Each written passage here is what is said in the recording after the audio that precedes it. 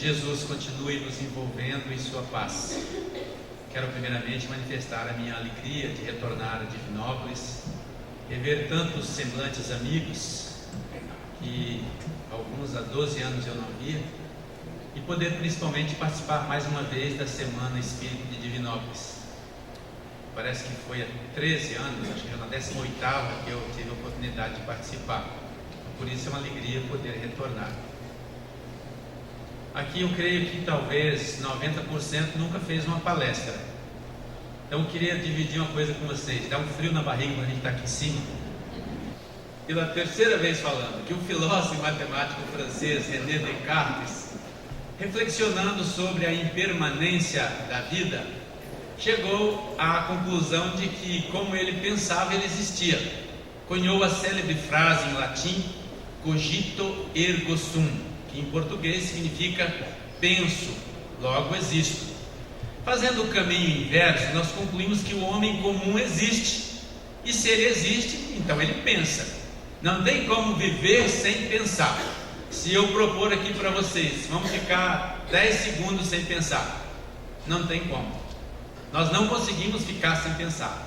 E o homem, contemplando o céu, a imensidão celestial, a harmonia e beleza dos astros, na terra, a beleza da terra, e ao mesmo tempo contrastando com a dor, a peste, a guerra, a fome, o homem pensa: por que sofremos? Por que existe tanto sofrimento, tantas desigualdades na terra? Por que no céu tantas estrelas e por que na terra tantas desigualdades e tanta dor? Por que nós não conseguimos experimentar um pouco da harmonia celeste aqui na terra? Por que tantas aparentes injustiças? Deus sempre enviou mensageiros para orientar a humanidade. Na antiguidade, quando ainda éramos crianças espirituais, esses mensageiros encarnados criaram os mitos para explicar o mundo e acalmar o coração do homem. Porque quando nós pensamos, nós queremos explicações. E na infância nós não temos condições de entender de uma forma mais profunda. Então esses mensageiros encarnados criaram uma mitologia. E através dos mitos nós tentamos explicar então essas desigualdades, a dor, a origem do homem e tudo mais. Interessante notar que hoje a psicologia transpessoal, estudando os mitos, tem encontrado profundas verdades sob o véu da mitologia. Mais tarde, quando nós estávamos um pouco mais maduros, os mensageiros que Deus continua nos enviando, nos iniciaram na arte de filosofar. E desde então tentamos explicar o mundo de forma racional, buscando causas naturais para cada fenômeno, por mais estranho que esse fenômeno pareça. É assim que a filosofia vai sendo construída. Mas uma coisa é certa, meus caros amigos: seja na idade da pedra, quando adorávamos os fenômenos naturais, seja na infância espiritual, quando luminares encarnados nos iniciam na arte de logicar para entender o mundo e os princípios da ética, da política e da moral nas relações sociais, uma coisa é certa: nós sempre acreditamos que existe um poder superior, uma inteligência suprema que governa o universo. E é essa inteligência suprema, esse poder organizador da vida, que nos impele a progredir através dos estudos e do aprendizado proporcionado pelas experiências. Não tem outra forma. Todos os povos tiveram seus mitos. Uma prova da assistência espiritual é a semelhança entre os mitos de cada povo. Se nós estudarmos a mitologia dos persas, dos indianos, dos hebreus, nós vamos sempre encontrar as mesmas histórias, sobre diferentes formas, mas as mesmas histórias. Como nós estávamos mais ou menos no mesmo nível espiritual, é natural então que as histórias sejam semelhantes. Os ensinamentos bíblicos do Antigo Testamento, por exemplo, representam bem esse período. Fenômenos como o surgimento do homem na terra, a diversidade das línguas e de raças, a necessidade do trabalho, o sofrimento, são explicados de forma singela na Bíblia, caracterizando bem esse período mitológico. Sócrates, Platão, Aristóteles e tantos outros pensadores gregos precederam Jesus e iniciaram o período da razão, preparando o terreno para as grandes verdades que Jesus traria à humanidade. Os homens que até então adoravam o Criador com manifestações exteriores recebem a informação de Jesus que a adoração verdadeira deve ser feita em espírito e verdade. Então Jesus rompe com a tradição bíblica, com a adoração no templo, com as manifestações exteriores, demonstrando que o reino dos céus está dentro de nós e que o homem deve adorar Deus em espírito e verdade. Mas como Jesus tinha que ensinar a verdade, não dava mais para ficar na forma mitológica, mas nem todos os homens estavam prontos para o compreender. Muitos ensinamentos ficaram como que encobertos por códigos. Muitos ensinamentos de Jesus ficaram codificados.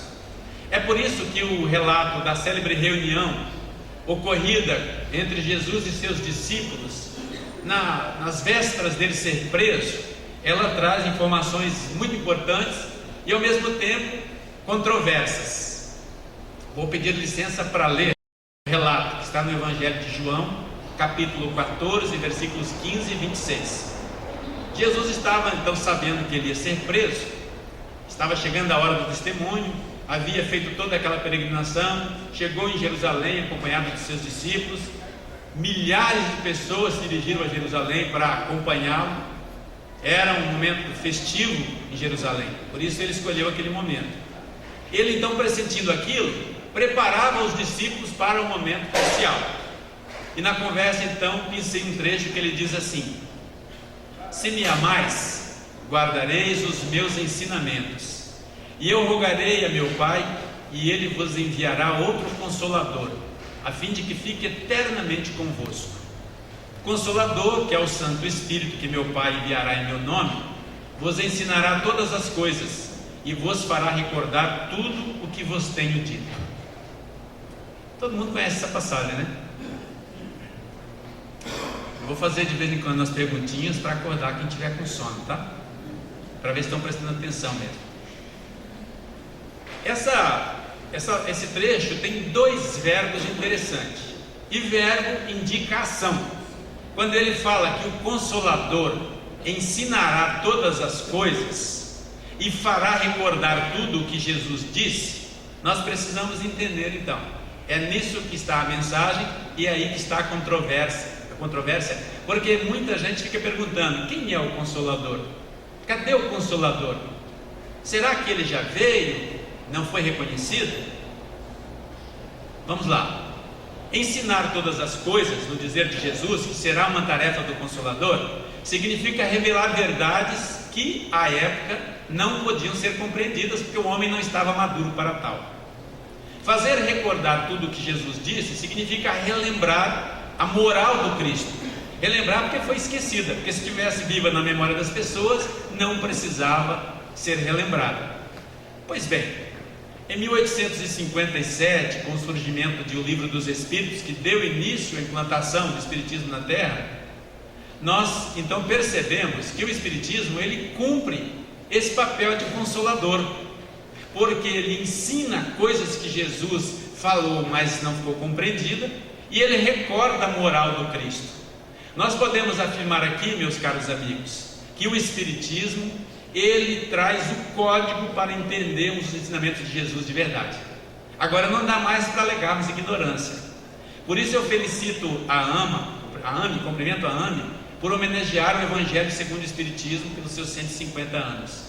O Evangelho segundo o Espiritismo, nós poderíamos mudar o nome dele para dizer assim: o Código Espírita para compreender o Evangelho.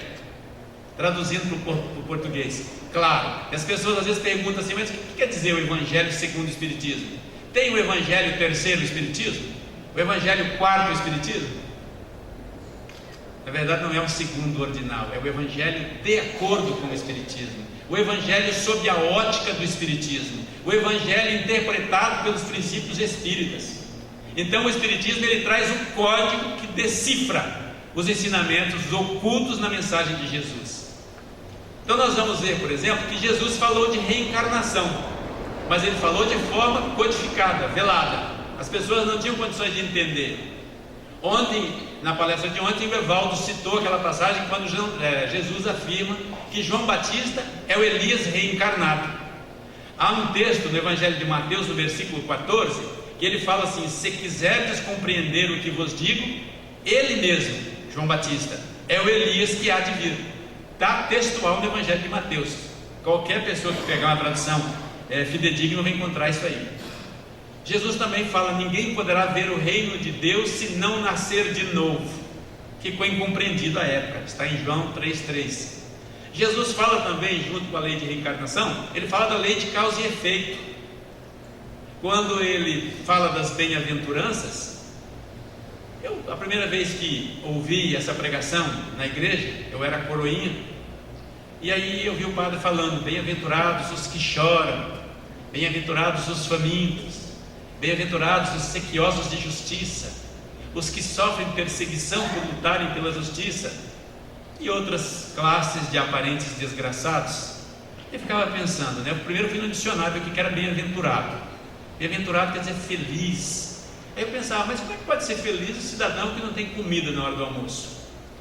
Como é que pode ser feliz o cidadão que a enchente vem e leva à casa dele tudo aquilo que ele lutou? Como pode ser feliz o cidadão que tem uma doença terminal? Não conseguia entender. Até a falta de entendimento me gerou uma crise. Na adolescência eu acabei me afastando da igreja, fiquei um período sem religião nenhuma. Não conseguia entender, não fazia sentido isso para mim. Mas o Espiritismo, ele traz a chave. Quando ele fala de reencarnação, quando ele fala de lei de causa e efeito, mostrando que nós sofremos as consequências das nossas atitudes, e que nós sofremos nesta vida e numa outra vida subsequente, assim por diante, até que nós não erremos mais e estejamos em harmonia com as leis naturais, aí faz sentido. Então, olha o Espiritismo trazendo a chave para isso. E uma coisa que nós aprendemos com o Espiritismo é que podem ocorrer injustiças. Aliás, todos os dias nós vemos notícias de injustiças na mídia, mas não existem injustiçados. Eu vejo uma cena, é uma injustiça, mas quando eu for analisar sob a ótica da reencarnação, se eu tiver condições de analisar a história das vidas anteriores, das pessoas envolvidas naquela injustiça, eu constatarei que não existe injustiçado, porque naquela injustiça estão pessoas em débito com as leis universais. E é por isso que outra passagem do Evangelho, está no Mateus capítulo 5, versículo 29, fica muito claro com essa decodificação. É quando Jesus diz assim: ai do mundo por causa dos escândalos. O grande pensador mineiro Haroldo Dutra Dias, poliglota, tradutor do Evangelho, ele traduz escândalo como sendo causa de tropeço. Numa linguagem mais popular, sofrimento. E eu vou adotar essa versão, sofrimento. Toda vez que disser escândalo, estou querendo dizer sofrimento. Então Jesus fala: ai do mundo por causa dos escândalos, por causa dos sofrimentos, por causa da dor, pois é necessário que venham escândalos, mas ai do homem por quem o escândalo venha. É interessante isso, né? É como se ele dissesse: pobre de vocês, homens, ai de vocês, porque tem muita dor no mundo. Mas ele fala: é necessário que venha a dor, é necessário. Por isso existe dor na terra. Por isso voltamos à pergunta inicial: por que há tanta dor na terra? Mas daí o próprio Jesus diz: ai do homem por quem o escândalo vem. E aí nós então vamos começar a entender porque nós somos responsáveis. Ele está aqui referendando a lei de causa e efeito. Há necessidade de sofrimento porque nós somos criaturas imperfeitas. Se nós causamos a dor ao nosso próximo, é necessário que nós soframos a dor para aprendermos que isso não é adequado, não é bom, não é ético. Então é necessário que haja dor ainda porque nós somos atrasados. Mas aquele que causa a dor passa a ser responsável. Porque esse raciocínio é muito interessante. Quando a gente diz assim: olha, você causou a dor para alguém, então você precisa também sofrer. Aí o outro cidadão vai falar: mas então aquele que causa a dor para ele está fazendo um bem. E nós entraríamos numa espiral sem fim, num círculo vicioso de alguém ter que fazer a dor para mim. Mas não é assim que funciona. Na verdade, existem muitas dores de causas naturais: o câncer, a hipertensão, o infarto, a depressão, uma série de outros problemas que acometem o ser humano naturalmente, sem que alguém precise levantar a mão para feri-lo. Por isso que Jesus disse: ai do homem por quem o escândalo venha, por quem a dor venha. Mas aí nós vamos encontrar uma outra passagem significativa, em João 14, versículo 1, quando ele fala: há muitas moradas na casa do Pai. Essa passagem ficou incompreendida, e o Espiritismo então vem trazer a revelação do que seja isso. Nós descobrimos com o Espiritismo que nós somos cidadãos do universo. Hoje estamos na Terra, daqui a alguns anos podemos estar habitando outros planetas. Somos cidadãos do universo, e essa lei de causa e efeito, que cobra de nós as nossas atitudes impensadas, ela vigia em todo o universo. Lembram? É necessário que venham escândalos, mas ai do homem por quem o escândalo vem. No capítulo 3 dessa obra luminar, o Evangelho segundo o Espiritismo, os benfeitores espirituais, trabalhando com Kardec, ensinam que existem diferentes categorias de mundos habitados, orbitando estrelas por essa imensidão celestial. E ele dividiu esses mundos em diferentes categorias. Mundos primitivos são aqueles mundos destinados às primeiras encarnações. Ele é considerado um mundo primitivo porque as formas de vida que ali existem são ainda primitivas. É destinado às primeiras encarnações do espírito com consciência de si mesmo, porque nós sabemos que nós, seres espirituais, começamos muito antes da condição humana nossa. Ele diz que numa fase mais adiantada existem os mundos de expiação e provas, onde predomina o mal. A Terra há muito tempo entrou nessa categoria de mundo de expiação e provas. Acima dessa categoria nós encontramos os mundos de regeneração. Nesses mundos a alma ainda tem o que expiar, ainda tem que se depurar de algumas imperfeições, mas esses mundos, esses espíritos aurem novas forças, repousando das fadigas da luta para poder prosseguir na sua jornada evolutiva. Acima desses há os mundos ditosos. Nos mundos ditosos, nos mundos felizes, o bem sobrepuja o mal. E nas imensidões siderais, no topo, existem os mundos celestes ou divinos, que são destinados à habitação dos espíritos depurados, onde reina exclusivamente o bem.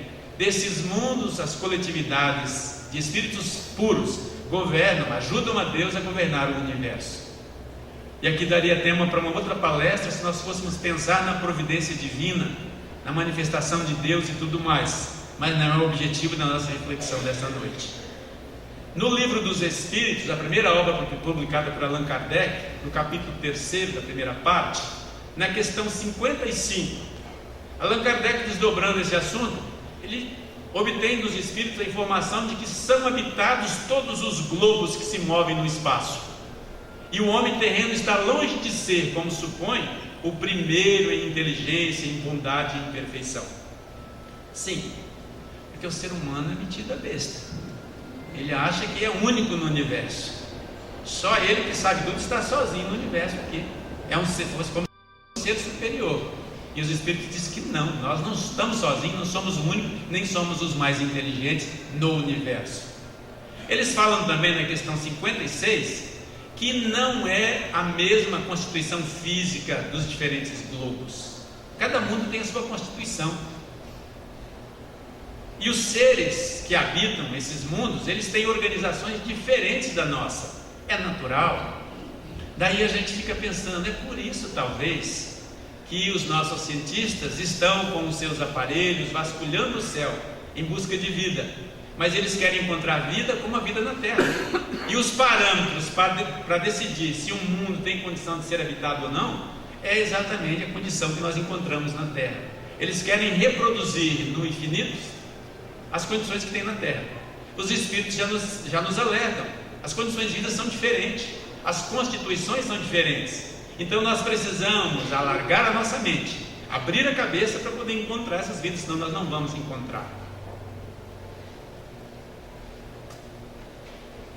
No livro A Caminho da Luz, ditado pelo Espírito Emmanuel e psicografado pelo brilhante médium mineiro Francisco Cândido Xavier, ele conta uma história da evolução do pensamento religioso, do desenvolvimento das civilizações na Terra, dessa transição.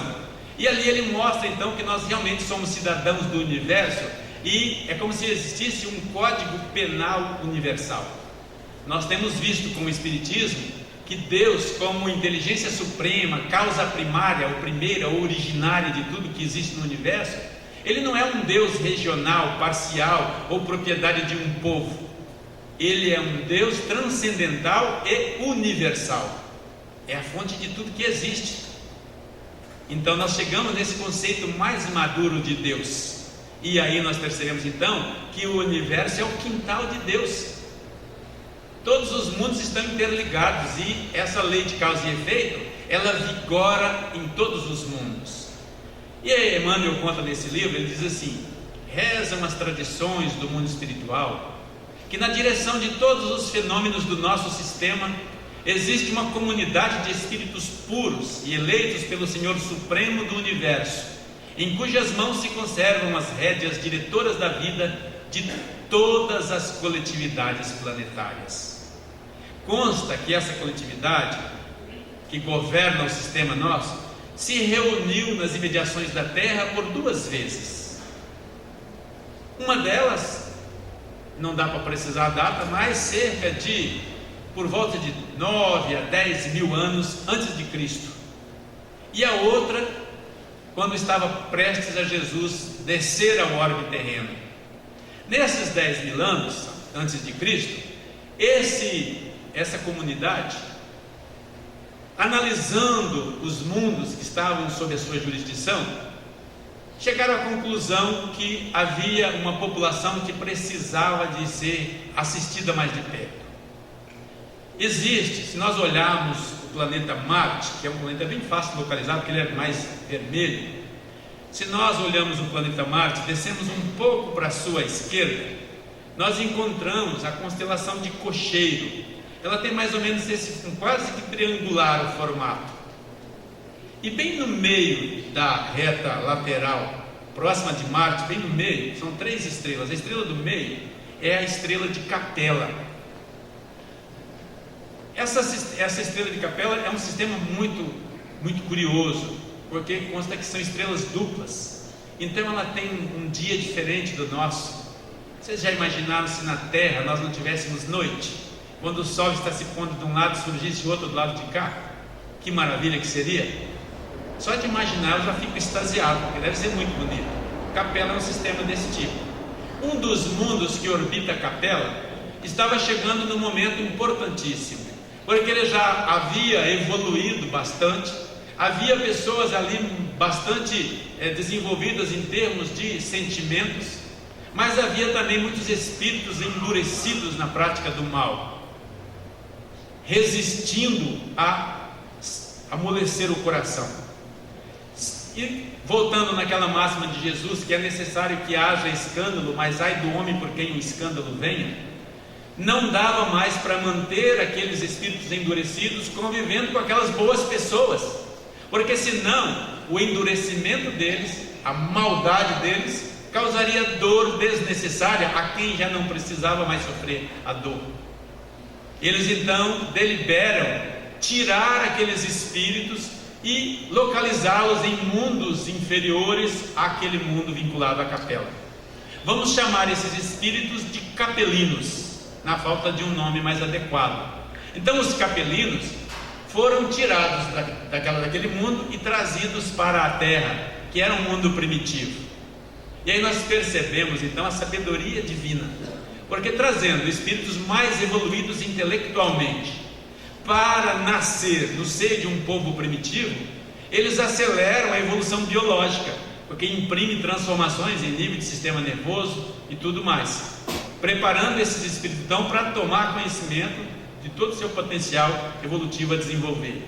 Para aqueles espíritos evoluídos intelectualmente, mais endurecidos, é uma expiação muito séria, porque eles vão reencarnar no seio de um povo primitivo, num planeta inóspito, que tem quase 12 horas de escuridão todo dia, dependendo do hemisfério pode até ser mais. Então imagina o sofrimento, a dor. Consta então que essa comunidade se reúne com esses espíritos, explica para eles que eles estão renascendo na terra para ajudar aquelas criaturas primitivas, e que se eles se comportarem de fato, eles poderão reconquistar o direito de retornar à capela ou então a outros mundos melhor que a terra naquela época. E eles prometem que no momento aprazado Jesus viria para relembrar dos compromissos. E essas criaturas então são trazidas para a psicosfera da terra, e durante muitas décadas eles vão encarnando aqui, e a população da terra então começa a aumentar, e esses espíritos vão renascendo e vão colaborando com o progresso. É nesse período então que o homem começa a dominar a metalurgia, descobre a escrita, inventa a roda, aprende a agricultura de uma forma melhor, por causa dessas lembranças que os capelinos trazem. Olha como é perfeita a justiça divina, todos os mundos interligados. Há muitas moradas na casa do Pai, e o Espiritismo vem revelar isso. Consta, segundo Emmanuel, no livro A Caminho da Luz, que esses espíritos foram vindo em diferentes levas. Não todos eles renasceram ali no ambiente da Mesopotâmia, que fica ali mais ou menos entre o Iraque e o Irã de hoje. Dali uma horda migrou para o Egito, se instalou no Egito, e como eles vinham por afinidade, reencarnavam nos mesmos grupos em função do nível evolutivo, esse grupo que migrou para o Egito eram os espíritos que tinham menos dívidas, estavam menos comprometidos com as leis, e ali então eles constroem as grandes pirâmides, desenvolvem as ciências secretas, desenvolvem obras de engenharia magnífica, conseguem controlar as cheias do Nilo e canalizar tudo aquilo para a agricultura, o que demonstra para a época que eram inteligências privilegiadas, tinham conhecimentos superiores ao homem comum que habitava a região do norte da África. Vamos voltar daqui a pouco nesse ponto. Outro grupo migrou para a Índia, acabou criando aquelas castas, era um grupo mais endurecido, submeteu a população local, e nós vemos as desigualdades até hoje na Índia.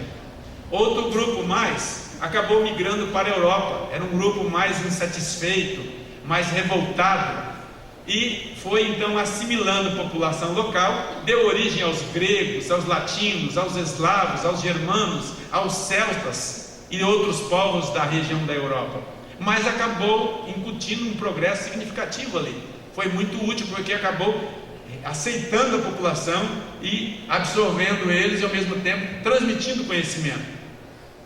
Um outro grupo ficou na região da Pérsia, e um quinto grupo, que é o grupo dos hebreus, um povo endurecido, ficou ali mesmo na região do Oriente Médio, próximo da Pérsia, por ali. Muito bem, só para a gente ver que a coisa, as provas, alguém pode falar assim, talvez alguém aqui não é espírita, ou esteja vindo pela primeira vez, fala, nossa, esses espíritas viajam, né? Onde já se viu uma coisa dessa? Dizer que esse povo vem de outro planeta? Mas aí a gente pergunta, até hoje estão tentando entender as pirâmides, não conseguiram ainda. Recentemente saiu uma teoria de como eles teriam deslocado aquelas pedras enormes, mas não está nem aí. Nós não vamos nem questionar a obra de engenharia de controle das enchentes do Nilo e das grandes pirâmides. Uma prova fantástica são os conhecimentos esotéricos, os conhecimentos das ciências da mente que os egípcios dominavam, e que só os sacerdotes, os iniciados, que eram capelinos, tinham acesso. Quando essas criaturas voltaram para a capela, esse conhecimento se perdeu. Não se tem notícia de que os egípcios nativos soubessem os segredos das pirâmides, os rituais secretos. Então eles preservaram isso, e o homem está lá até hoje tentando decifrar esses mistérios. De onde veio esse povo? Não era com certeza os habitantes primitivos da terra. Muito bem.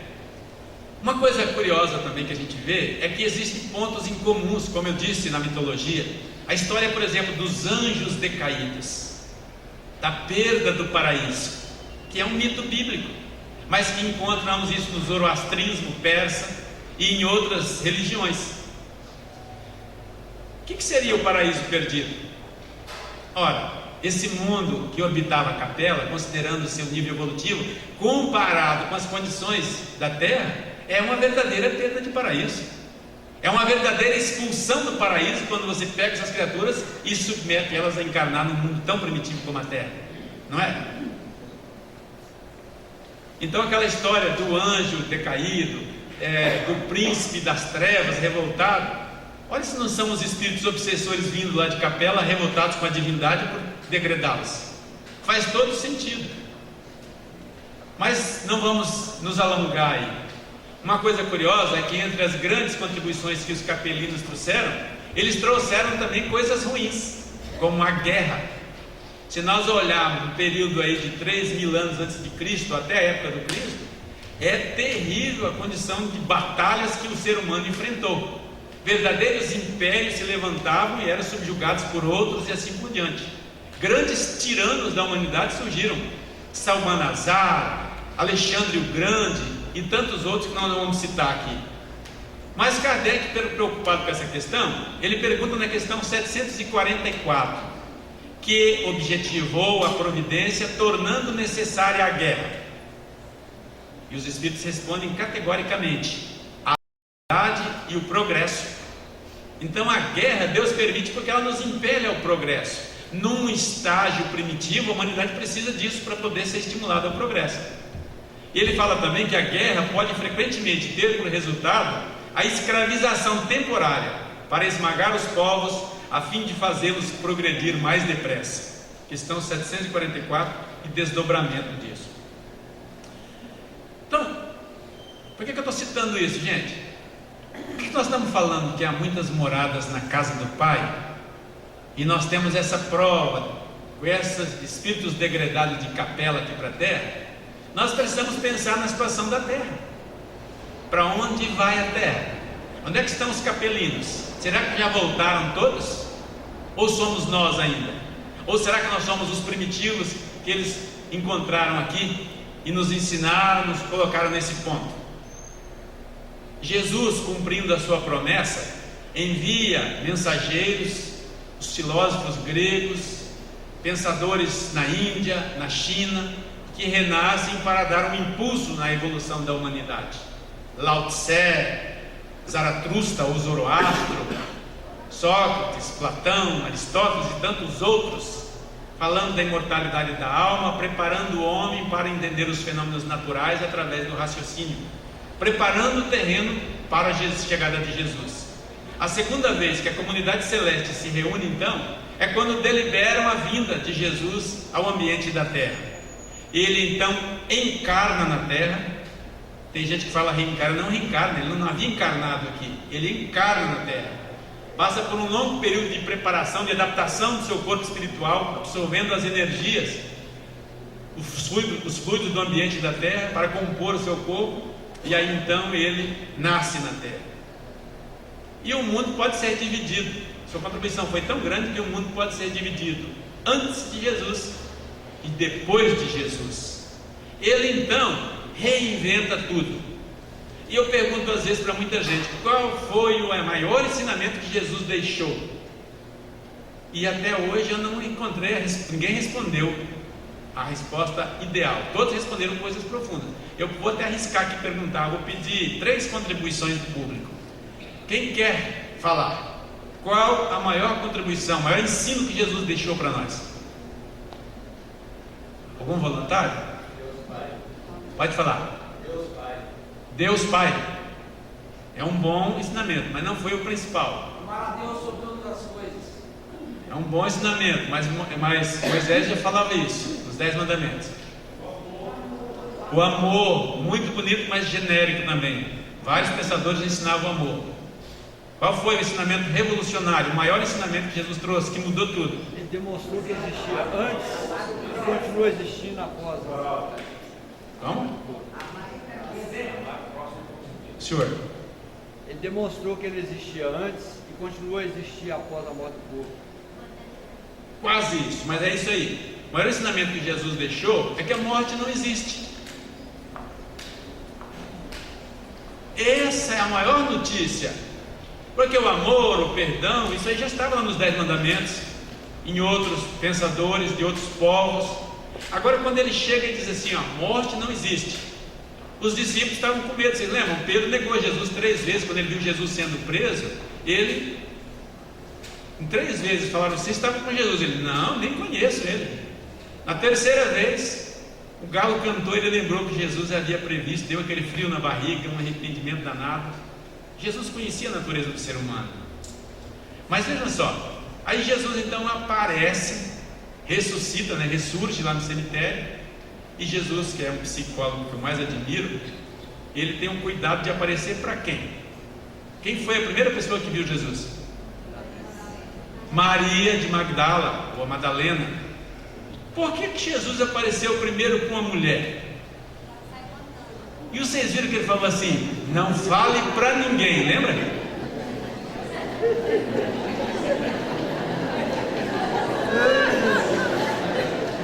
Jesus, além de ser um grande psicólogo, era marqueteiro, porque quando ele falou para a mulher: olha, não fala para ninguém, estava garantido que todo mundo ia ficar sabendo.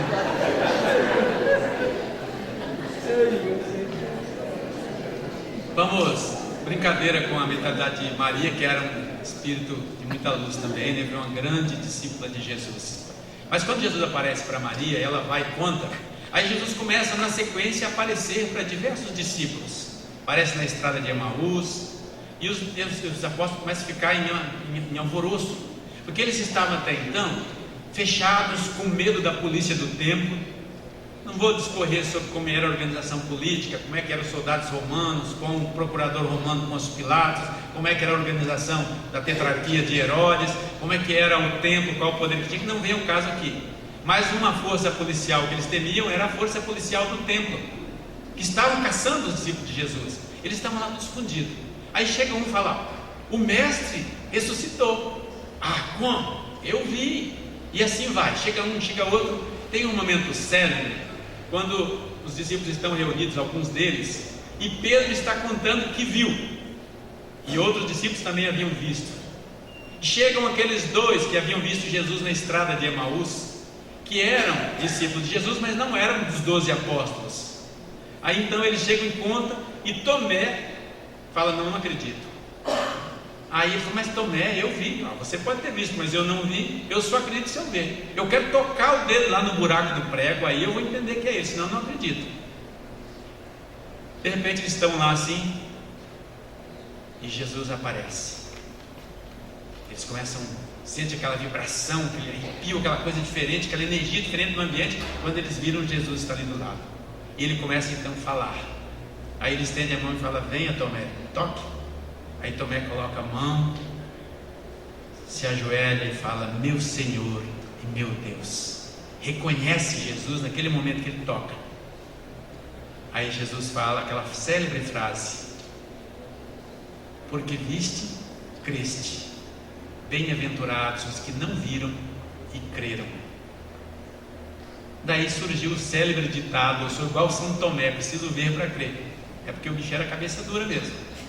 Bom, mas nesse momento então, os discípulos se enchem de alegria, porque se Jesus estava vivo, a morte não existia, meus amigos. Estava provado que a morte não existia. Era disso que ele estava falando. Então ele fala: olha, vocês aguardem mais um pouco, que daqui a pouco vai manifestar o Espírito Santo. Eles ficam ali, num determinado momento, passado algum tempo, eles começam a ser envolvidos por uma energia, uma onda de mediunidade, eclode, e eles começam a falar em diferentes línguas, um fenômeno que o Espiritismo chama de xenoglossia. Eles começam então a falar, porque Jerusalém era uma rota de caravanas, era a capital do mundo hebraico. Ali haviam caravanas da Síria, de várias outras regiões do Oriente, em direção a Jerusalém. Tinha povo de tudo quanto é lugar, cada um com seu dialeto. E os discípulos então começam a falar naquela profusão de línguas, falando da mensagem de Jesus, da boa nova, da ressurreição, que aquele Messias prometido já havia vindo para todas aquelas pessoas. E as pessoas ficam então polvorosas, animadíssimas. E aí acontece um fenômeno curioso: eles perdem o medo de ser preso, perdem o medo da morte. E a partir daquele momento, ser crucificado, ser torturado, passa a ser um troféu. Era uma honra morrer por amor a Jesus, mas só tinha coragem de se entregar aqueles que tinham certeza que a morte não existia. Até então eles tinham medo. Então essa é a grande contribuição. Isso leva a humanidade a repensar todos os conceitos de felicidade.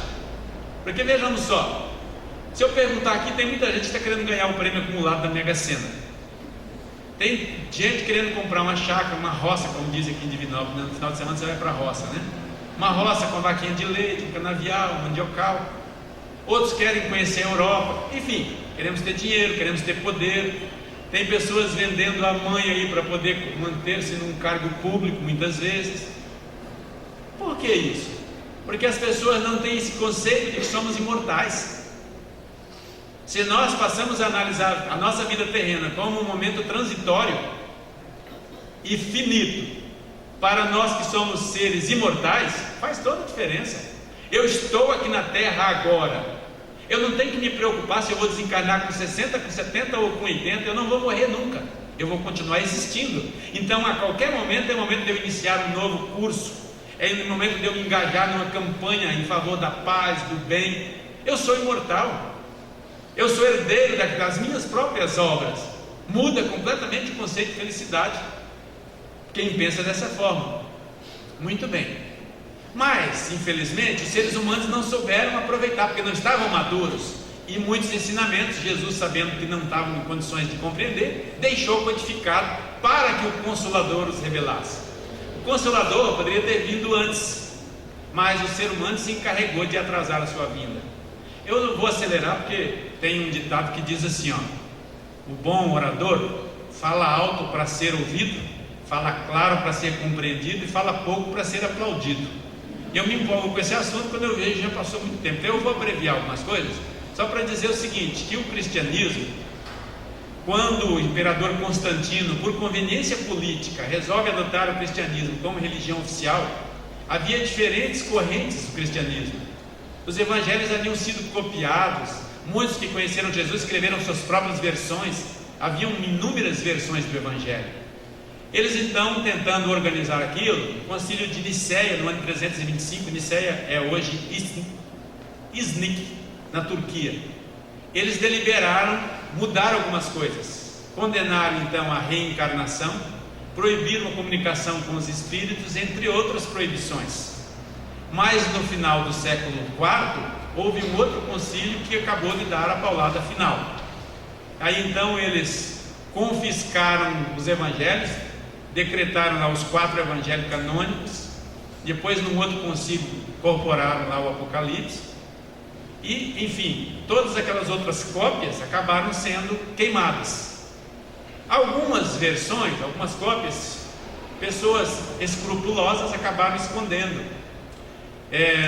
Nesse século XX, nós tivemos os manuscritos do Mar Morto, descoberto lá nas cavernas de Qumran, que são manuscritos, são cópias que datam aí do século III, do século IV, que é o mais próximo do original, que tem trazido muitas luzes sobre o cristianismo primitivo. Mas a partir daí então, nós percebemos o Estado assumindo o controle do cristianismo, infelizmente. E aí o cristianismo passa a atender o interesse dos poderosos da terra e perde sua característica. Mas Jesus não desiste de nós. Nós entramos na Idade Média, que vai do século V até o século XV, terminando em 1453. Nesse período nós vemos grandes transformações no mundo ocidental. No século V termina o Império Romano. No século VII, no iniciozinho, surge o islamismo, que aliás Maomé era um mensageiro de Deus para recuperar o cristianismo, reconduzir o cristianismo às suas origens, e ele se perde. Surge o islamismo com todas as distorções que a gente vê. No século V, com a queda de Constantinopla, inicia também as grandes navegações. Não é com a queda, coincidentemente, né? Não tem a ver uma coisa para outra. Mas o início das grandes navegações, transformando o mundo, estendendo as fronteiras. Jesus nunca abandonou-nos. E nós vamos ver então, no século XIII, aqui era a hora que eu queria mostrar para vocês. Nós vamos ver, em 1182, nasce Giovanni di Pietro de Bernardone e o Francisco de Assis, um grande missionário que vem com a tarefa de tentar recuperar a igreja. Francisco de Assis, para quem não sabe, é a reencarnação de João, o evangelista. Ele não consegue, infelizmente ele não consegue. Surge em 1328, na Inglaterra, John Wycliffe. Deu uma grande contribuição, porque ele começou a traduzir a Bíblia para o inglês, dando possibilidade das pessoas lerem no original. Ele era um teórico religioso que foi muito combatido, mas ele acabou contagiando outras pessoas. Nós vamos ver então no ano de 1369 o nascimento de Jan Hus. Jan Hus, segundo consta, foi Allan Kardec, uma das reencarnações de Allan Kardec, onde ele começou a sua tarefa. Jan Hus, ele traduz a Bíblia para o tcheco, para o idioma tcheco, desenvolve um sentimento de nacionalismo muito grande no povo tcheco, juntamente com Jerônimo de Praga, que foi um de seus discípulos, mas inspirado pelos escritos de John Wycliffe. Bom, aí na Alemanha, Martin Luther, o nosso Lutero, faz a sua grande transformação, traduz a Bíblia para o alemão. Lutero é considerado um dos pais da língua alemã. Não sei se muita gente sabe aqui, porque na Alemanha havia muitos dialetos. E para traduzir a Bíblia, ele teve que cunhar algumas palavras. Algumas palavras não existiam, ele teve que criar para poder traduzir. Por isso ele tem um grande mérito no surgimento do idioma alemão. Depois nós vemos, quase contemporâneo com ele, João Calvino, que nasceu em 1509, ele desencarnou em 1564, foi contemporâneo de Kardec, Calvino na França. Esses grandes pensadores, então, eles provocam uma reviravolta no pensamento religioso. Mas eles têm uma grande ajuda. É que mais ou menos em 1450 surge a prensa de Gutenberg. Esse momento é marcante na transformação da humanidade, porque a imprensa que surge daí, ela faz com que as informações circulem rapidamente. Imagine os amigos aqui presentes, que qualquer livro ele era copiado à mão. Então a cópia era rara, era cara, era perecível. A prensa de tipos do Gutenberg, ela era como se fosse um grande carimbo. Ele fazia os tipos de metal, aí sujava na tinta, batia no papel, pronto, já estava uma página pronta. Você poderia fazer quantas páginas você quisesse. Então facilitava a produção de panfletos para fazer as ideias libertárias circularem. E foi aí então que as ideias circulam pela Europa e a coisa pega fogo. Mas tem um acontecimento econômico importante aqui nesse momento também. Aliás, um acontecimento político. Nesse momento, na Idade Média, que eu vou botar aqui um outro slide para a gente ver, bem aqui entre 1453 começa a transição, a Idade Moderna, e há uma transição então do período do regime feudal para o capitalismo. O que isso significa? Tem impacto econômico, impacto político e social. Porque no feudalismo, os senhores feudais, eles eram donos, eles eram senhores de uma propriedade, tinham o seu exército particular, os seus servos, e quando havia uma guerra, o soberano eleito por eles reunia os senhores feudais e eles decidiam a favor de quem ia lutar. E a Europa vivia guerra atrás de guerra, e guerra gerava miséria, gerava fome, destruía as plantações, acabava com a riqueza. Nesse período aqui então, há uma transição, acaba o feudalismo e começam a surgir os estados organizados, e instaura na terra um período de paz duradoura, que possibilita novamente o aumento da produção e a estabilidade política, econômica, social e tudo mais. No primeiro momento, do século XVI ao século XVIII, nós temos o capitalismo comercial. Surgem as grandes navegações, lembra? Os países da Europa ocupando as Américas, as colônias africanas, fazendo com que as mercadorias circulassem. Há uma revolução na questão da alimentação. Da América levam a batata, levam o milho e tudo isso. A gente pensa que o milho, vê os italianos comendo polenta, pensa que o milho é italiano. Não, o milho é americano, ele foi para lá. A batata, que a gente fala batata inglesa, não é inglesa, a batata é americana. O turkey do inglês, Peru, que pensavam que era da Turquia, não é do Oriente, é aqui. O Peru é do Peru mesmo, é uma ave nativa ali e tantas outras. Então nós tivemos uma revolução na alimentação em função desse capitalismo comercial. No século XVIII surge o capitalismo industrial, com a Revolução Industrial. Os meios de produção mudam, e então nós temos no século XX o capitalismo financeiro, que é a terceira fase. Mas o surgimento da prensa, favorecendo a circulação das ideias, surge aí então o iluminismo e os enciclopedistas, representados por grandes pensadores que também são mensageiros divinos enviados à Terra: Baruch Spinoza, John Locke, Isaac Newton, Voltaire, Montesquieu, Rousseau e tantos outros, que começam a fermentar as ideias na cabeça do povo. Em 1776, em função de todas essas ideias, acontece a independência da colônia americana. Os Estados Unidos se libertam através de uma guerra, mas aquelas ideias, a Declaração Universal dos Direitos do Homem, do Cidadão, aquela coisa toda, surge em 1789, a Revolução Francesa. A Bastilha, que era um castelo, uma prisão política, ela é invadida pela população, eles libertam aquilo tudo e rompem com a igreja. Controle remoto, pode desligar aí agora, tá? Quando aparece isso aqui, é acionar o Vicente. Tudo bem. Nós falamos do iluminismo e dos enciclopedistas. O que é o iluminismo? O iluminismo, ele originou-se entre 1650 e 1700 e vigorou até 1800. Era um movimento intelectual e filosófico que defendia o uso da razão. Por isso, luz, razão, luz, contra o antigo regime das trevas, de domínio, porque a igreja, ela censurava tudo. Ela controlava a produção intelectual, não deixava os cientistas publicar suas descobertas, muitas vezes faziam eles abjurar. Aqueles que não abjurassem, eles eram queimados na fogueira da Inquisição. Um período realmente de trevas, de ignorância, de superstição. E aqui tem uma informação muito interessante. A igreja, institucionalizando a figura do pecado, do inferno, da perda do paraíso pelo pecado, e estando a serviço do Estado ou controlando o Estado, ela instituiu uma rede de espionagem fantástica, que era o confessionário.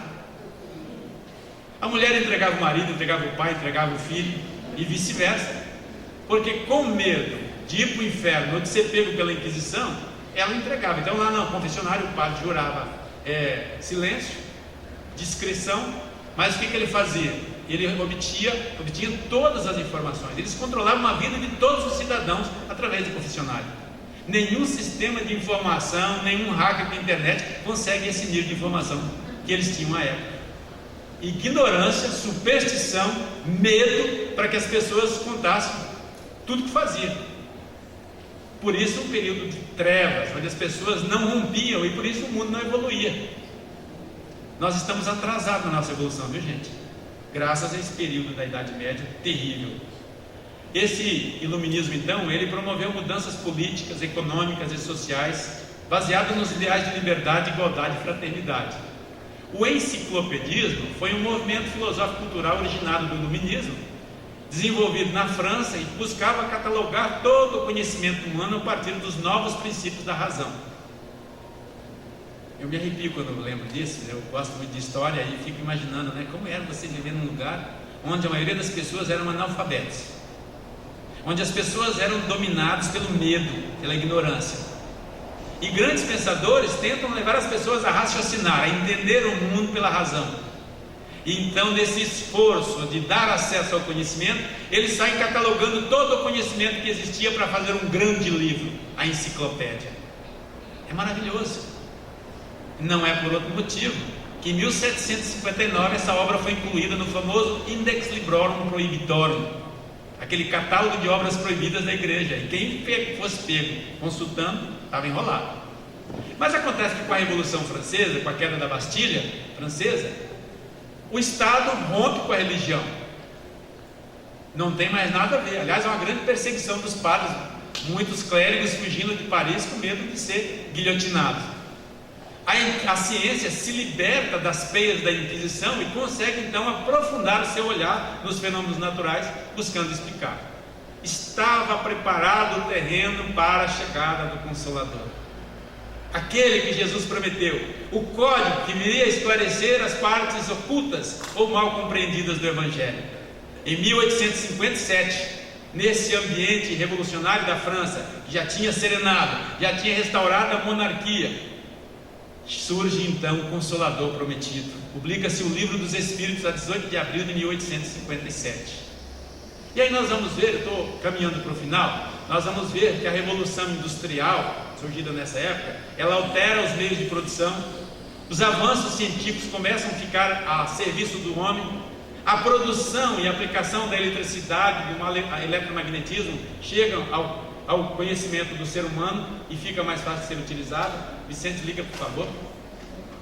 A iluminação elétrica é colocada a serviço da população, o motor elétrico é popularizado e ele está hoje universalmente difundido em nossos lares. Todo mundo, se a gente for contar quantos motores elétricos nós temos na nossa casa, passa das dezenas, porque em tudo quanto é coisa nós temos a presença do motor elétrico. Então nós vamos ver aqui, eu coloquei uma linha do tempo para a gente acompanhar agora, a partir da chegada do Consolador, esse grande avanço que a humanidade dá, nesses últimos tempos, e eu quero mostrar aqui como tem sido acelerado. Então essa linha do tempo, ela pega de 1780 até os dias que é essa faixa verde. Vamos ver, no primeiro momento, a evolução da indústria na área de produção e transporte, porque isso afeta muito todos os outros avanços. Então nós temos em 1776 a máquina a vapor, em 1804 a locomotiva, revolucionando o transporte. A máquina a vapor era usada na indústria, na produção de bens, e a locomotiva no transporte.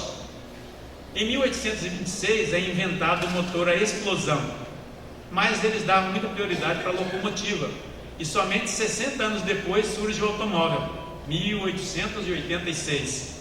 O telégrafo surge em 1838, em 1860 o telefone, em 1886 o motor elétrico, em 1903 ou 1906 o avião. Essa data é controversa porque há aquela reivindicação entre Santos Dumont, os irmãos Wright, lá da Carolina do Norte, e outros que estavam batalhando. Então não se tem ao certo, alguns autores admitem que o avião surgiu em 1903, outros em 1906. E quando nós falamos do avião, nós estamos falando do Demoiselle ou de algo parecido, aquele aviãozinho que mais parece um ultraleve, que deu aquele voo de 200 metros. Isso é o primeiro voo do homem nessa época. Em 1906, a primeira transmissão radiofônica, o uso do eletromagnetismo e da eletricidade. Em 1927, a transmissão televisiva. Em 1969, o homem pisa na Lua. Aqui eu faço uma pausa para mostrar o seguinte, vejam que as duas datas em vermelho, da invenção daquele voozinho de 200 metros do avião, 63 anos depois, o homem pousava na Lua. Você consegue imaginar isso? É muita coisa, é um avanço significativo de domínio de tecnologia. O que eu quero mostrar para vocês, meus amigos, é como as coisas têm acelerado numa progressão geométrica. Cada vez mais descobertas científicas e tecnológicas colocadas a serviço do homem. Vamos ver na medicina. O parto por cesariana, no século XVIII ele era conhecido, mas era muito rudimentar e muita gente morria por infecção. Então evitava-se ao máximo de praticar. Geralmente quando a mulher tinha que se fazer uma cesariana, na maioria dos casos era óbito certo. Eu não vou contar a história por falta de tempo, mas é uma história muito bonita. Em 1796 conseguem descobrir a vacina para a varíola. Isso tem um impacto significativo. Mais ou menos em 1850 descobrem a anestesia. Eu me arrepio quando vejo isso aqui, porque, gente, vocês já imaginaram fazer uma cirurgia sem anestesia? Tem um amigo médico aqui presente, ele lembra dessa história. Tem um livro muito bonito chamado O Século dos Cirurgiões, que conta a história da anestesia. Naquela época, nas guerras, por exemplo, o conceito de um bom cirurgião era aquele que conseguia fazer a cirurgia no tempo mais curto possível. Às vezes eles embriagavam a pessoa para não sentir dor. Tinha que amputar uma perna, por exemplo, ele cronometrava quantos segundos ele gastava para cortar os tecidos, serrar o osso, suturar para poder terminar a cirurgia, porque o cidadão estava sentindo a dor. Então a anestesia é uma bênção de Deus para nós, é um grande progresso. É preciso ter merecimento para parar de sentir dor usando a anestesia. 1850. Com a anestesia nós vamos ver que há um desenvolvimento de outras técnicas de tratamento. Em 1877 surgem os rudimentos da laparoscopia. Hoje ela está moderna, porque nós temos a videolaparoscopia, que permite que o médico explore o interior do nosso organismo com um nível de agressão mínima, sem dor. É maravilhoso. Você pode fazer uma endoscopia, uma colonoscopia, o médico cruza a gente de baixo a cima com um instrumento óptico, nós saímos bonito, nós vamos para casa tranquilo, sem nenhum corte. Que maravilha, não é? Antigamente o médico tinha que fazer uma cirurgia exploratória, ele abria e ia ver, chegava, opa, não é aqui, fecha, opa, não é bem isso, encontrava outra coisa. Hoje não tem isso, não precisa. Em 1888, a radiografia deu um grande avanço no tratamento de muitas doenças, em especial das doenças pulmonares, das fraturas e tudo mais. Em 1895 começam os rudimentos da radioterapia. Em 1896 inventam um aparelho de medir pressão. 1914, com a Primeira Guerra Mundial, já haviam descoberto a anestesia. A cirurgia plástica reconstrutora teve um grande avanço, porque tinha muita matéria-prima, muita gente mutilada, então o médico tinha condições de fazer os seus experimentos. Lembra Deus permitindo a guerra para a humanidade evoluir? Há um grande progresso. Em 1922 o homem consegue produzir a insulina, e aí então nós vemos o avanço no tratamento do diabetes. Em 1928 a penicilina, que é um antibiótico poderoso. Então, se nós somarmos a anestesia com o desenvolvimento da cirurgia e agora o descobrimento do antibiótico, aí então nós chegamos no momento em que a morte começa a ser vencida, e a dor também. Em 1952 descobrem remédio para hipertensão. Muitos de nós aqui não tem notícia disso. A gente vai no médico hoje, ele está com pressão alta, receita o hipertensivo lá e pronto. O remédio próprio, né? E nós estamos vivendo muitos anos. É porque nós temos a mania, às vezes, de olhar só o presente, perdemos a noção do todo. Parece que isso sempre existiu na Terra. Não é, minha gente. Os amigos aqui com os cabelos encanecidos vão se lembrar quando os nossos pais diziam: morreu o seu Onofre. De que morreu o seu Onofre? Morreu de repente. Vocês lembram disso? O que era morrer de repente? Era um ataque cardíaco, um infarto fulminante. Ele tinha hipertensão, não sabia, dava um ataque cardíaco e morria. Então o remédio para a hipertensão, salvando vidas, surge a partir de 1952. As pessoas tomavam chás, aqueles remédios caseiros, por intuição, por inspiração dos espíritos, mas não havia esses remédios com a facilidade que nós temos hoje. Em 1967, o primeiro transplante de coração, Christian Barnard, sul-africano, na África do Sul. 1971, a tomografia computadorizada, um grande avanço. E logo em seguida a ressonância magnética, que é uma variação do exame. Mas com esses exames nós conseguimos fatiar o nosso corpo, qualquer parte, em milímetros, no ângulo que a gente quiser. Então o médico consegue escanear o nosso cérebro, por exemplo, e encontrar um tumorzinho do tamanho de um grão de arroz, sem cortar nada. Ele consegue identificar exatamente o local e delimitar a área em função desses exames, sem dor, sem invasão, meus amigos. Em 1978, o bebê de proveta, Louis Brown, em 2003, o genoma humano é sequenciado, conclui-se o sequenciamento do genoma humano. O homem consegue mapear todos os seus genes, e aí abre espaço então para transgenia, a criação de órgãos a partir da engenharia genética, tratamento de doenças de forma como foi feito, assim como a produção de alimentos e tudo mais. Eu poderia passar uma linha nessa tela para a gente só delimitar nos últimos 100 anos o que tanto que aconteceu.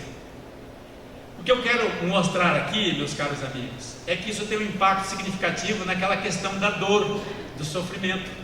Lembram-se? A gente está enganando a morte. A perspectiva de vida hoje do ser humano, ela tem se elasticido a cada dia, para horror dos planos de saúde, dos planos de previdência e tudo mais, né? Mas o homem está vivendo cada vez mais, porque ele tem medicina preventiva e ele tem medicina também que cura, que trata as doenças já instaladas. A dor está sendo combatida nas suas raízes, sem contar os exames clínicos, que não dá para precisar uma data, porque ele vem se tornando complexo cada vez mais, mas que possibilita ao médico ter uma visão geral de nosso estado a partir dessas informações colhidas em exame. Nós vemos também a questão do tratamento do câncer avançando significativamente. O Parkinson, que é uma doença que atormenta o pessoal da terceira idade, com a invenção de um marca-passo cerebral, ele consegue dar uma relativa qualidade de vida, está avançando bastante. A cegueira, com a terapia genética, com câmera implantada no córtex, nós estamos acabando com a cegueira. A surdez, transplante de órgãos, de membros, até de face já tem transplante hoje em dia. A plástica reconstrutiva, ela avançou significativamente. O próprio tratamento da AIDS, o tratamento do mal de Alzheimer, que tem merecido bastante pesquisa e é promissor os avanços. Isso mostra para nós que a dor está acabando e tem impactos na sociedade, como nós vamos ver, né? 1800 antigamente a independência das colônias, 1834 inicia-se o fim da escravidão, 1857 surge o espiritismo, em 1890 e pouco surgem as ideias socialistas, 1914 a Primeira Guerra, em 1939 o fantasma da guerra surge com a Segunda Guerra Mundial. Isso tudo faz com que a gente repense. Por quê? O ser humano passando por todas essas transformações, ele tem impacto naturalmente na sua condição de vida, na produção de alimentos e tudo mais. Chegando aos momentos finais da nossa palestra, do ponto de vista da lei de causa e efeito, o que significa todos esses avanços? Já conseguimos vencer a infertilidade, temos transplante de órgãos, temos prolongamento da vida, uma série de outras coisas. Cirurgia sem dor, sem invasão. O que significa isso? Um dos significados mais importantes: está acabando a necessidade da dor física na Terra. Nós estamos chegando naquele ponto que chegou o mundo capelino, lembra? Tem muita gente boa aqui na Terra, tem muita gente engajada em campanhas sociais, fazendo bem, defendendo os direitos. Nós nunca tivemos tantas lutas pelas minorias, tanto respeito pelos diferentes. Alguém pode falar assim: ah, mas tudo bem, você falou que tem todos esses tratamentos, mas cadê o coitado do pobre na fila do SUS? A questão, meus amigos, é universalizar o acesso aos tratamentos. Mas o importante é ter o tratamento. Essas mudanças sociais, com a evolução moral do ser humano, naturalmente vai fazer com que isso chegue vai ter acesso para toda a população, chegue a ser disponibilizado para todos os cidadãos. Mas tem outra coisa, né? Ao mesmo tempo que nós vemos tantos tratamentos da dor física, nós nunca tivemos tantas pessoas com problemas emocionais como nós temos visto nos últimos dias. A depressão, a doença da alma, a doença do século. Quanta gente deprimida, quanta gente com transtornos obsessivo-compulsivo, transtorno bipolar e outros transtornos mentais.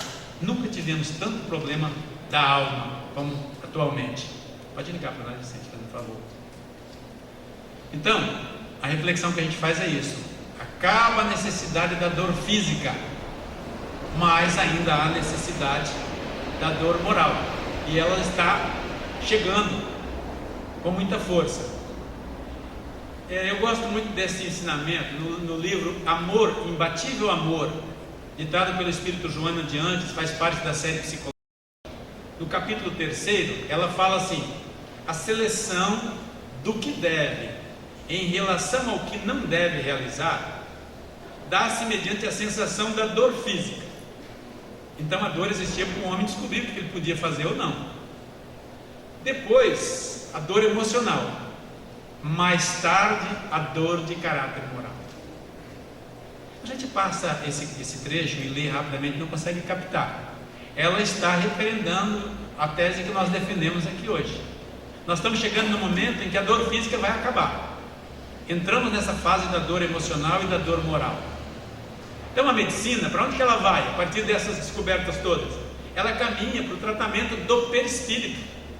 Já que dominamos o tratamento do corpo e as doenças da alma se manifestam, nós agora partimos para a doença dos tratamentos do perispírito, tratamento do perispírito nas doenças psicossomáticas.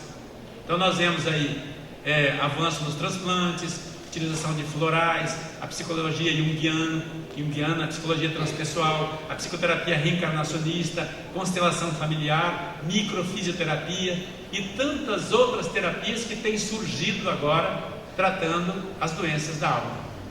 Creio que muitas dessas vocês já ouviram falar, não é verdade? E tem muita gente buscando, porque de fato presta um grande auxílio no nosso reequilíbrio. No livro Nos Domínios da Mediunidade, aqui entra aquela parte do Consolador ensinando todas as coisas, lembra? São revelações que os Espíritos nos fazem, numa obra publicada em 1957, ditada pelo Espírito André Luiz, psicografada por Francisco Cândido Xavier. O Aulus, que é um dos orientadores do André Luiz, ele diz assim: aproxima-se o homem terreno da era do Espírito sob a luz da religião cósmica do amor e da sabedoria. E de certo precisa de cooperação, a fim de que se lhe habilite o entendimento. Estamos chegando ao momento que acabam os rótulos religiosos. Nessa era do Espírito, nós vamos então desenvolver a religião do amor e da sabedoria. Precisamos abrir a cabeça para isso. Precisamos romper com esses condicionamentos, com os rituais, com o igrejismo, despertar a verdadeira religião dentro de nós. Nesse mesmo livro, ele fala do psicoscópio. Diz que o psicoscópio destina-se à auscultação da alma com o poder de definir-lhe as vibrações. Diz ele: esperamos esteja mais tarde entre os homens. Funciona à base de eletricidade e magnetismo. Imaginemos uma sociedade humana que pudesse retratar a vida interior dos seus membros. E isso economizaria grandes cotas de tempo na solução de inúmeros problemas psicológicos. O futuro reserva prodígios ao senso do homem comum. Quer imaginar? Você chegar num consultório, o médico põe um óculosinho, começa a examinar e identifica seus problemas psicológicos? Vamos chegar lá. No Obreiros da Vida Eterna, também do André Luiz, ele fala: precisamos divulgar no mundo o conceito moralizador da personalidade congênita. Significa dizer que nós somos herdeiros de nós mesmos. Muitos de nós temos problemas psicológicos e acusamos nosso pai, nossa mãe, nossa infância. Mas na verdade, se nós fazermos uma regressão de memória, nós veremos que nós repetimos as experiências, reencarnação após reencarnação. Fazemos um planejamento espiritual, renascemos aqui e repetimos os mesmos erros, por causa dessa personalidade que nós trazemos. Somos nós. No tratamento das doenças da alma, nós vamos rompendo com isso e investindo na reforma íntima. No livro Amanhecer de uma Nova Era, publicado em 2012, ditado pelo Espírito Manuel Filomeno de Miranda e psicografado pelo médium baiano Divaldo Pereira Franco, ele fala que o momento é de transição da Terra. Há muitas moradas na casa do Pai. Ele fala que espíritos do sistema de Alcíone, na região das Pleiades, estão reencarnando na Terra para acelerar essas mudanças. Milhares de espíritos, já há alguns anos, estão reencarnando.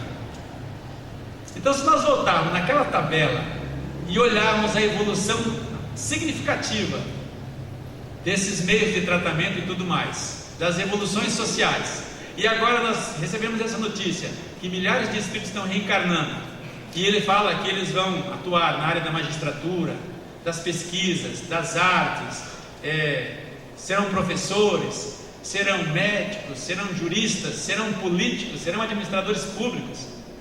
Essas pessoas, elas vão revolucionar. Ao mesmo tempo, as criaturas atrasadas que estão insistindo em semear a dor e o sofrimento, elas serão retiradas da terra e mandadas para outras regiões. Está lá nessa obra, quem quiser ver. Então nós voltamos mais uma vez na pergunta: para onde vai a medicina? Para esses tratamentos da alma. Mas aí, em função dessa revelação dos espíritos, de que muitos seres superiores estão reencarnando na Terra, a pergunta que surge é assim: mas então peraí, vão haver calamidades? Grandes cataclismos para que essas criaturas sejam desencarnadas em massa? Na Gênesis, no capítulo 18, intitulado São Chegados os Tempos, Kardec fala que a Terra, no dizer dos Espíritos, não terá de se transformar por meio de um cataclismo que aniquile de súbito uma geração. A geração atual desaparecerá gradualmente e a nova lhe sucederá do mesmo modo, sem que haja mudança alguma na ordem natural das coisas. Todos os dias milhares de criaturas desencarnam e outras milhares reencarnam. Se nós pensarmos num tempo de vida aí de 80 anos, quem está nascendo hoje daqui a 80 anos está desencarnando. Então, se quiser renovar toda a população da Terra, inclusive nós, daqui a 80 anos, é outra população. Dá para essas criaturas irem saindo daqui e outros reencarnando. Não há necessidade. Não se deve entender que por meio dessa imigração de espíritos sejam expulsos da Terra e relegados para mundos inferiores todos os espíritos retardatários.